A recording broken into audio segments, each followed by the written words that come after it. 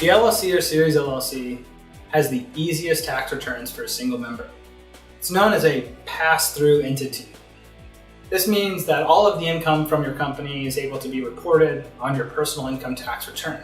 You don't have to pay thousands of dollars to a CPA to be able to file that business tax return that you would have to do otherwise.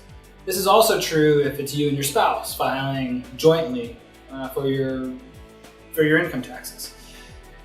In some states they require multi-members, and so this can be a huge leg up when it comes time for the ease of use of tax preparation. Let's take, for example, though, that you had to have you and a partner inside of your LLC. Well, now you're going to have to file what's known as a partnership return.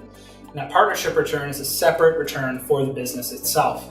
You're going to need somebody to help you prepare that return, and I suggest you hire a good CPA that is a real estate investor to be able to help you prepare that return. Also note that an LLC is able to be taxed as a corporation. And in some instances, it can make sense in terms of your operating company to have that LLC taxed as an S corporation. So keep that in mind. My name is Scott Smith. I'm an asset protection attorney. I'm a real estate investor, and I want to help you.